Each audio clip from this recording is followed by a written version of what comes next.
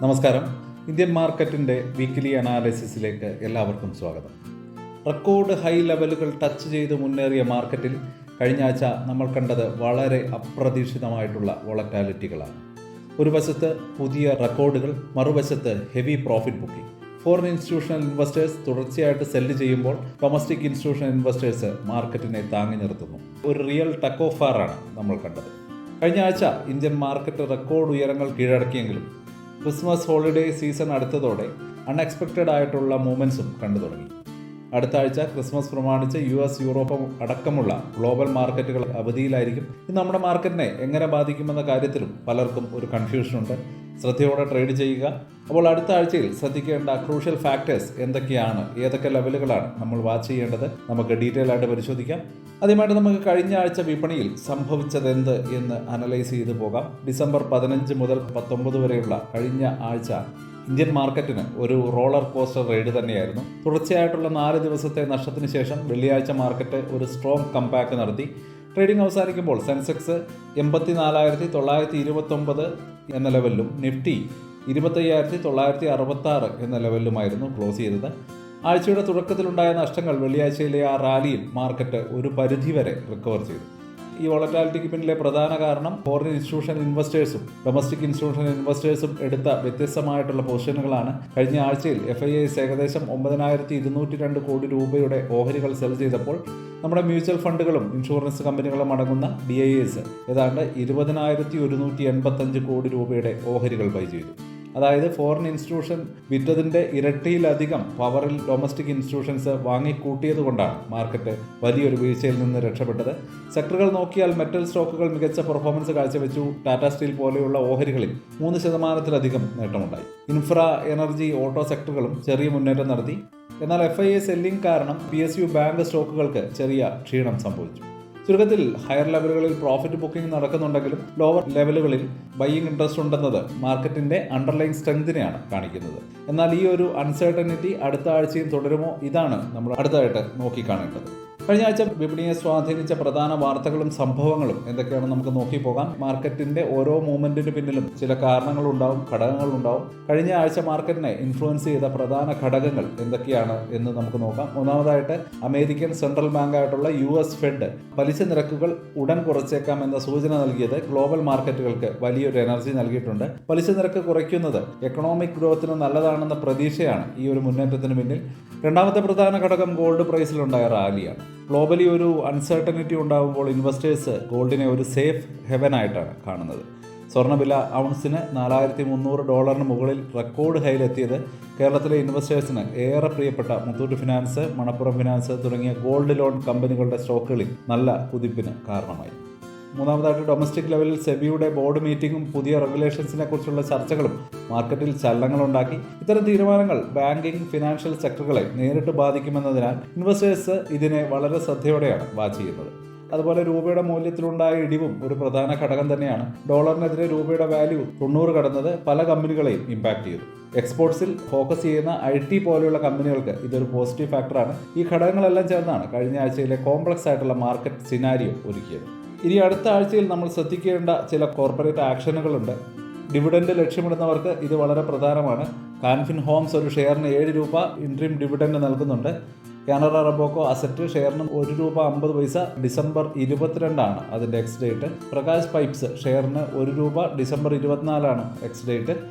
കൂടാതെ knowledge marine എന്ന company അതിൻ്റെ ഓഹരികൾ 10 രൂപ ഫേസ് വാല്യൂവിൽ നിന്ന് 5 രൂപയായിട്ട് സ്പ്ലിറ്റ് ചെയ്യുന്നുണ്ട്. ഇതിൻ്റെ എക്സ് ഡേറ്റ് ഡിസംബർ 22. അടുത്ത ആഴ്ചയിൽ മേജറായിട്ടുള്ള IPOകളോ തേർഡ് ക്വാർട്ടർ റിസൾട്ടുകളോ ഷെഡ്യൂൾ ചെയ്തിട്ടില്ല. ഇനി അടുത്ത ആഴ്ചയിലെ നിർണായക ലെവലുകൾ ഏതൊക്കെയാണ് എന്ന് നമുക്ക് നോക്കാം. നിഫ്റ്റിയുടെ ട്രെൻഡ് ഇപ്പോഴും ബുള്ളിഷ് ആണെങ്കിലും കോൺഷ്യസ് ആയിരിക്കേണ്ടത് വളരെ പ്രധാനമാണ്. നിഫ്റ്റിയുടെ ആദ്യത്തെ ഇമ്മീഡിയറ്റ് സപ്പോർട്ട് 25,800-നും 25,900-നും ഇടയിലാണ്.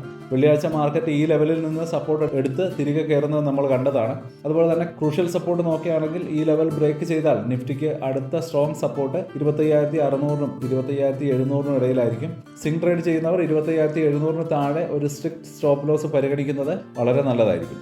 ഇനി ഇമ്മീഡിയറ്റ് റെസിസ്റ്റൻസ് നോക്കുകയാണെങ്കിൽ ആദ്യം ഫേസ് ചെയ്യുന്ന റെസിസ്റ്റൻസ് 26,200 ആയിരിക്കും. അതുപോലെ തന്നെ ഒരു മേജർ റെസിസ്റ്റൻസ് നമുക്ക് കാണാം. 26,200 ക്രോസ് ചെയ്യാൻ സാധിച്ചാൽ 26,400, 26,500 ആ ഒരു പുതിയ ഹൈ ലെവലിലേക്ക് മുന്നേറാൻ നിഫ്റ്റി ശ്രമിച്ചേക്കും. ഇനി ബാങ്ക് നിഫ്റ്റിയിൽ നോക്കുകയാണെങ്കിൽ ബാങ്കിങ് സ്റ്റോക്കുകളെ സംബന്ധിച്ച് അടുത്ത ആഴ്ച വളരെ ക്രൂഷ്യലാണ്. പ്രധാന സപ്പോർട്ട് നോക്കുകയാണെങ്കിൽ ബാങ്ക് നിഫ്റ്റി 59,000 എന്ന ലെവലിന് മുകളിൽ തുടരുന്നിടത്തോളം ബുള്ളിഷ് ട്രെൻഡ് നമുക്ക് പ്രതീക്ഷിക്കാം. ഇതിന് താഴെ പോയാൽ 58,500, 58,000 ഇവയിലൊക്കെ സപ്പോർട്ടുണ്ട്. 58,000 ബ്രേക്ക് ചെയ്താൽ കൂടുതൽ കറക്ഷന് സാധ്യതയുണ്ട്. പ്രധാന റെസിസ്റ്റൻസ് നോക്കുകയാണെങ്കിൽ മുകളിലേക്ക് 59,500, തുടർന്ന് 60,000-ലുമൊക്കെയാണ് പ്രധാന റെസിസ്റ്റൻസുകൾ ഉള്ളത്. 60,000 കടന്നാൽ ബാങ്ക് നിഫ്റ്റിയുടെ പുതിയൊരു റാലിക്ക് സാധ്യത തെളിയും. ട്രേഡർമാർക്കുള്ള ഒരു ഉപദേശമാണ്, ഈ ഒരു തിൻ ലിക്വിഡിറ്റി സാഹചര്യത്തിൽ ഹെവി ക്വാണ്ടിറ്റിയിൽ ട്രേഡ് ചെയ്യുന്നത് ഒഴിവാക്കുന്നതാണ് ബുദ്ധി. ചെറിയ പൊസിഷനുകൾ എടുക്കുകയും കൃത്യമായിട്ടുള്ള സ്റ്റോപ്പ് ലോസ് യൂസ് ചെയ്യുകയും ചെയ്യുക. പെട്ടെന്നുള്ള മുന്നേറ്റങ്ങൾ കണ്ട് ആവേശം കാണിക്കാതെ മാർക്കറ്റ് താഴെ വരുമ്പോൾ വാങ്ങുന്ന ഒരു സ്ട്രാറ്റജി ഫോളോ ചെയ്യുന്നതായിരിക്കും അവർക്ക് നല്ലത്. ഇനി അടുത്ത ആഴ്ച ശ്രദ്ധിക്കേണ്ട 3 ഓഹരികളെ നമുക്കിവിടെ നോക്കി പോവാം. ഈ ഒരു മാർക്കറ്റ് സിറ്റുവേഷനിൽ ചില പ്രത്യേക സ്റ്റോക്കുകൾക്ക് അടുത്ത ആഴ്ച മികച്ച പെർഫോമൻസ് നടത്താൻ സാധ്യതയുണ്ട് എന്ന് നമ്മൾ കരുതുന്നു. ഇതിൽ കേരളത്തിൽ നിന്നുള്ള ഒരു സ്റ്റോക്കും നാഷണൽ ലെവലിൽ നേടുന്ന 2 സ്റ്റോക്കുകളുമാണ് നമ്മളിവിടെ പറയുന്നത്. ആദ്യമായി ടാറ്റ സ്റ്റീൽ. മെറ്റൽ സെക്ടർ ഈയിടെയായിട്ട് നല്ല പെർഫോമൻസിലാണ്. ഗ്ലോബൽ ഡിമാൻഡ്സ് വർദ്ധിക്കുമെന്ന പ്രതീക്ഷകളും ഗവൺമെൻറ്റിൻ്റെ ആ ഒരു ഇൻഫ്രാസ്ട്രക്ചർ പുഷും മെറ്റൽ സ്റ്റോക്കുകൾക്ക് പോസിറ്റീവ് മൊമെൻറ്റം നൽകിയിരുന്നു. ടാറ്റ സ്റ്റീൽ ഈ ഒരു സെക്ടറിൽ ഒരു കീ പ്ലെയറാണ്. ഏകദേശം 185-190 ലെവലിൽ ഈ സ്റ്റോക്ക് പരിഗണിക്കാവുന്നതാണ്. മുകളിലേക്ക് 205, 210 വരെ ഒരു റെസിസ്റ്റൻസ് ഫേസ് ചെയ്യേണ്ടി വരും. 178-ൽ ഒരു സ്റ്റോപ്പ് ലോസ് വയ്ക്കുന്നതും നല്ലതാണ്. അടുത്തായിട്ട് റിലയൻസ് ഇൻഡസ്ട്രീസ് ആണ്. നിഫ്റ്റിയിൽ ഏറ്റവും കൂടുതൽ വെയിറ്റേജ് ഉള്ള സ്റ്റോക്ക് എന്ന നിലയിൽ റിലയൻസിന്റെ പെർഫോമൻസ് മാർക്കറ്റിന് വളരെ ക്രൂഷ്യലാണ്. എനർജി സെക്ടറിലെ മൊമെന്റം, കമ്പനിയുടെ റീറ്റെയിൽ ടെലികോം ബിസിനസ്സുകളിലെ ഗ്രോത്ത്, ഇവയൊക്കെ കമ്പനിക്ക് അനുകൂലമാണ്. മാർക്കറ്റിൽ ഒരു സ്റ്റെബിലിറ്റി വരുമ്പോൾ മുന്നേറ്റത്തിനുള്ള സാധ്യതയുള്ള ഒരു സ്റ്റോക്കാണിത്.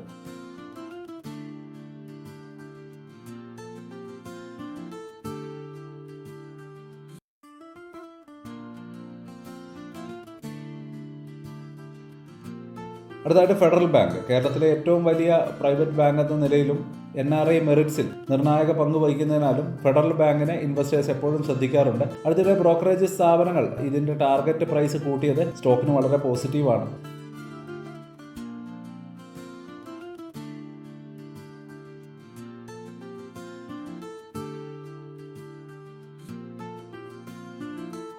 അപ്പോൾ ഈ പറഞ്ഞ സ്റ്റോക്കുകളെല്ലാം ഫണ്ടമെന്റലി മികച്ചതും ടെക്നിക്കൽ ചാർട്ടുകളിൽ പോസിറ്റീവ് സിഗ്നലുകൾ നൽകുന്നവയുമാണ്. എന്നിരുന്നാലും ഏതൊരു ഇൻവെസ്റ്റ്മെന്റ് നടത്തുന്നതിന് മുമ്പും സ്വന്തമായിട്ടുള്ള ഒരു നല്ല റിസർച്ച് നടത്തുന്നത് വളരെ അത്യാവശ്യമാണ്.